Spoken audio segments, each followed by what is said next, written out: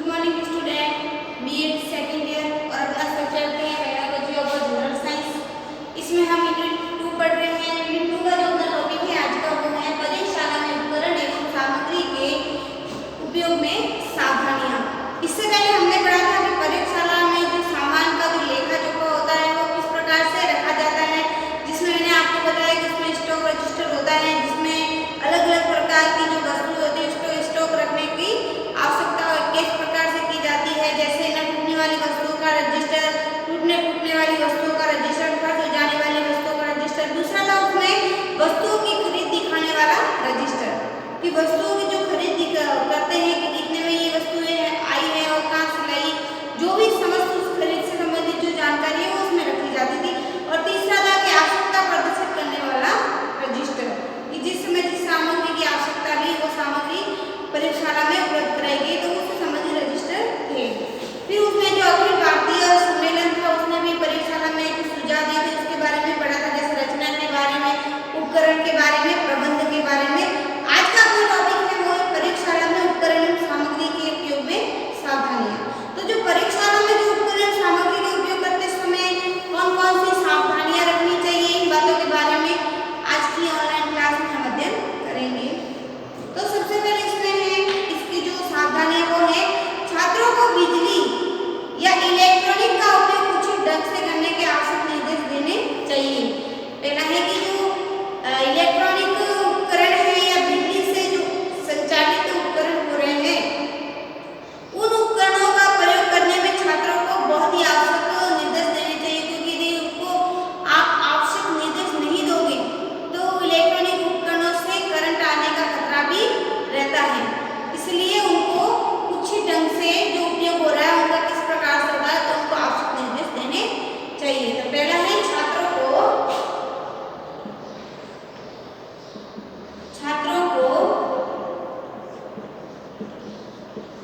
बिजली का उपयोग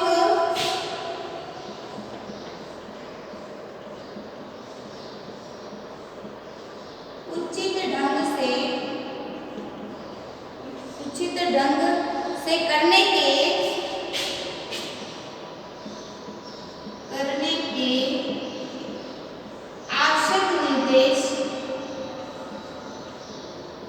आवश्यक निर्देश देने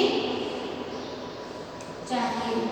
वो जो इलेक्ट्रॉनिक उपकरण होते हैं, इलेक्ट्रॉनिक से संचालित होते हैं, उन उपकरणों के प्रयोग में एक उसका जो परामर्शदाता होगा या उस विद्युत उपकरण से रिलेटेड जो ज्ञान होता है उसके परामर्श में वो छात्र कार्य करेगा। यदि उसको उचित ढंग से कार्य करना उसमें नहीं आता तो उसको करंट आने का खतरा रहता है, जिसमें कभी कभी कोई हादसा भी हो सकता है। दूसरा है प्रयोगशाला में किसी वस्तु, उपकरण एवं सामग्री को प्रयोग में लेने के पश्चात उसे उसी स्थान पर रखना चाहिए। दूसरा है प्रयोगशाला में किसी वस्तु या वस्तु वो भी कह सकते हैं जो उपकरण और सामग्री, जो उसके उपकरण है या जो सामग्री है, जो उपकरण और सामग्री है उनका प्रयोग लेने के पश्चात उसे उसी स्थान पर रखना चाहिए। उसका प्रयोग होने के बाद उसे उसी निश्चित स्थान पर रखना,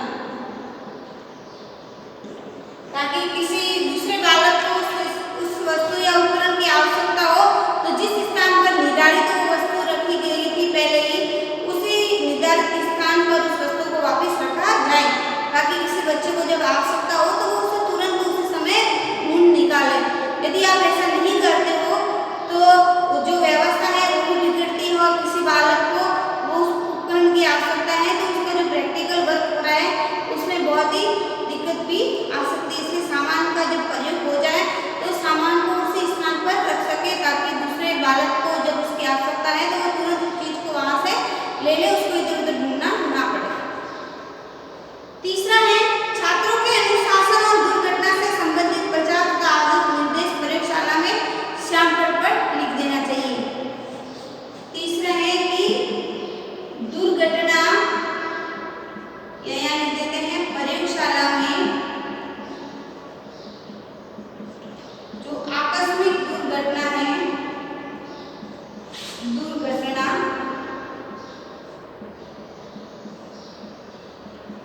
के निर्देश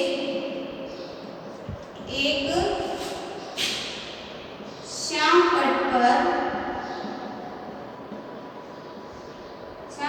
पर लिखे जाए ताकि सभी बालक उसको पढ़ ले, उससे संबंधित जो दुर्घटना है उनके बचाव, दुर्घटनाओं के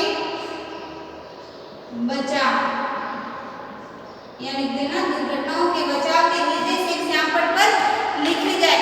तभी जैसे कोई आग लग गई तो उस आग पर कैसे काबू पाया जाए, तो ये समस्त निर्देश एक श्याम पट पर लिखे हुए होने चाहिए ताकि बालक उस चीज को पढ़े और उसका तुरंत उपयोग कर सके।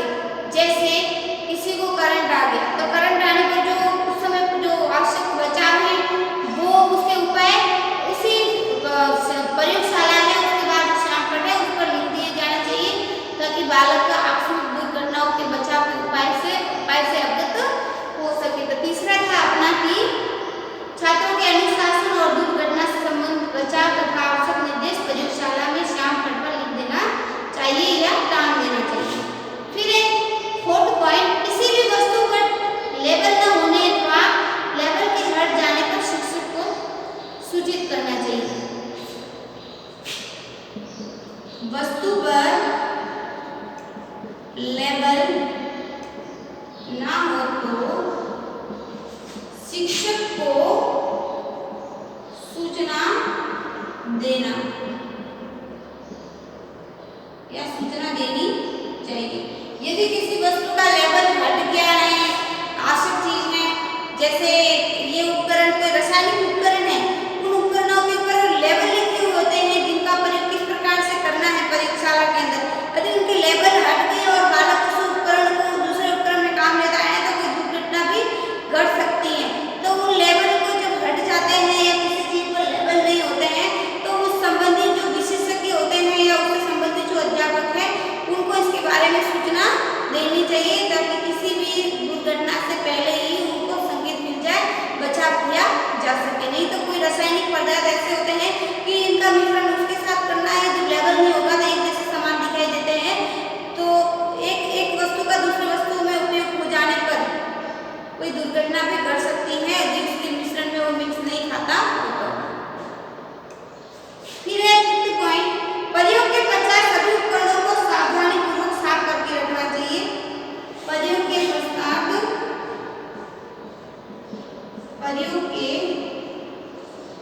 पश्चात सभी उपकरणों को साफ करके रखना चाहिए। जब उन उपकरणों का काम समाप्त हो जाए उस समय उन उपकरणों का उसी स्थान पर रखना चाहिए और उसको साफ करके रखना चाहिए ताकि कोई भी उस उपकरण को वापस ले तो उसको उसमें वापस समय की आवश्यकता समय नहीं देना पड़े, साफ सफाई में उसको समय ना देना पड़े, उसके समय की बचत होए। फिर है अंतिम कि प्रयोग करते समय शीघ्रता नहीं करनी चाहिए। सामग्री के उचित रूप में कार्य न करने पर शिक्षक से परामर्श एवं मार्गदर्शन प्राप्त करना चाहिए। छठा है प्रयोग करते समय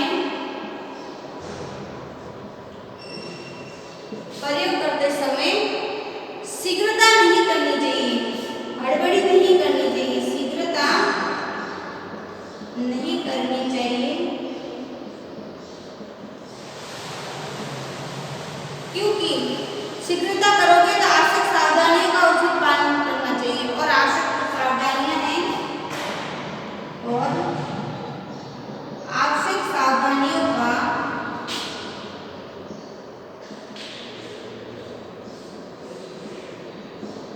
उचित पालन करना चाहिए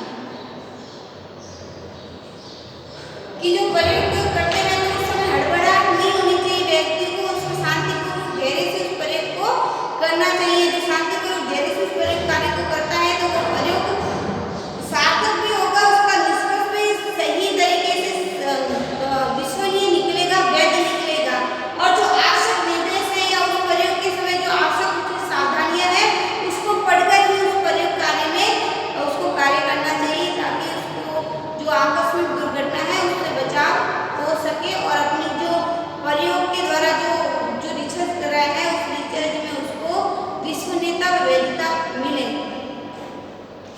फिर है 7 पॉइंट कि किसी भी उपकरण एवं सामग्री के उचित रूप में कार्य न करने पर शिक्षक से परामर्श एवं मार्गदर्शन प्राप्त करना चाहिए। कि कोई भी उपकरण या सामग्री है, किसी भी उपकरण या सामग्री सही से नहीं कार्य करने पर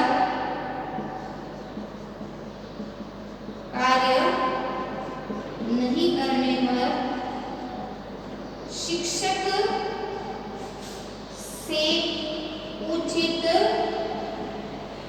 मार्गदर्शन प्राप्त करें। उसका ये आवश्यक है कि मार्गदर्शन प्राप्त करें, शिक्षक से परामर्श करें या शिक्षक से किसी भी सामग्री का अधिकार नहीं हो रहा है या कोई सामग्री सही तरीके से नहीं चल रही है या उसका उचित उपयोग नहीं कर रहा है, नहीं आता है, तो शिक्षक के मार्गदर्शन में उसको ये कार्य करना चाहिए। उसका उपकरण की कार्य प्रणाली किस प्रकार से होती है उसके बारे में जानकारी प्राप्त करनी चाहिए।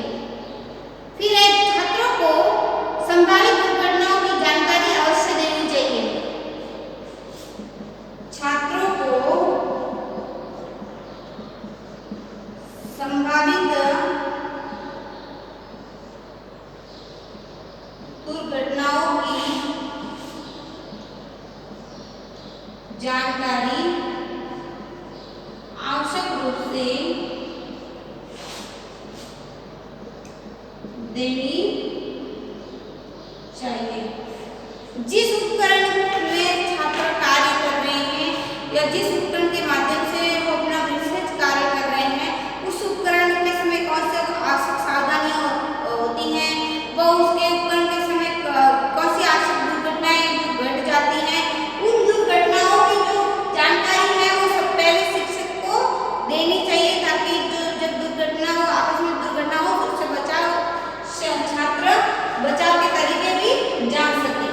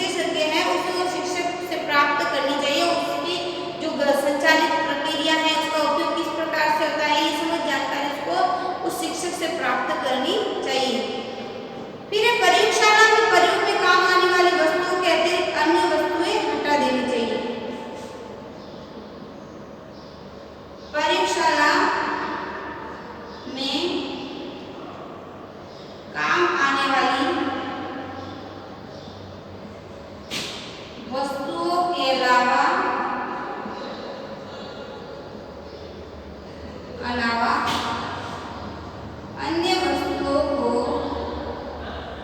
अन्य वस्तुओं को हटा देना चाहिए। यानी प्रयोगशाला में जो आवश्यक उपकरण है, जो प्रयोगशाला में काम आते हैं, वही उपकरण उस प्रयोगशाला में रखने चाहिए ताकि अनावश्यक भीड़ भी ना हो। और अनावश्यक उपकरण रखें तो छात्रों को उसकी जानकारी भी नहीं होती है अधिकतर, तो जो अनावश्यक उपकरण है उनको हटा देना चाहिए। फिर प्रयोगशाला में कांच काटते समय, कांच गर्म करते समय या उसे ब्लो करते समय हाथों को दूर रखना चाहिए। प्रयोगशाला में ये उपकरण होते हैं। प्रयोगशाला में कांच काटते समय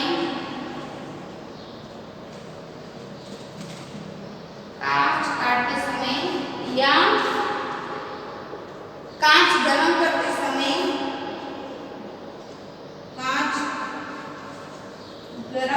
समय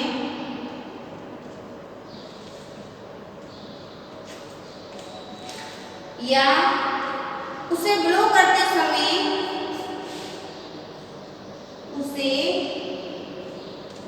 करते समय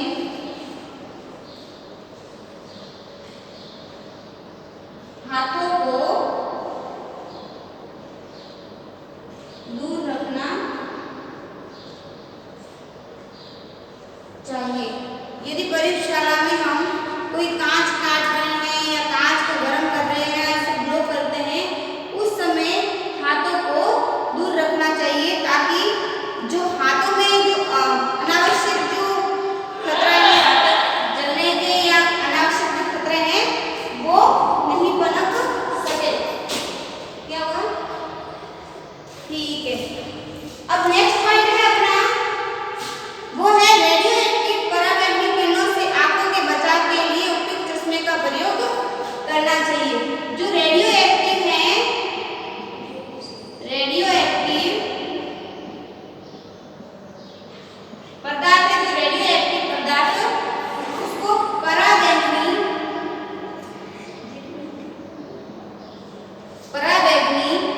किरणों से आंखों के बचाव के लिए उपयुक्त चश्मे का प्रयोग करना चाहिए। किरणों से आंखों के बचाव के लिए उचित चश्मों का प्रयोग करना चाहिए। जो रेडियो एक्टिव के रूप में जो पराबैंगनी किरणें हैं, उन पराबैंगनी किरणों का प्रयोग करते समय आंखों में उचित जो पराबैंगनी किरणें हैं, रेडियो से पराबैंगनी किरणें निकलती हैं, उनके बचाव के लिए भी चश्मे का प्रयोग करना चाहिए। फिर है 15वां, कांच की नली पर रबर ट्यूब या डाट लगाते समय चिकनाई का प्रयोग करना चाहिए। कांच की नली या रबर। नेक्स्ट है उस नली को पर रबर ट्यूब या डाट लगाते समय नली पर रबर ट्यूब या डाट लगाते समय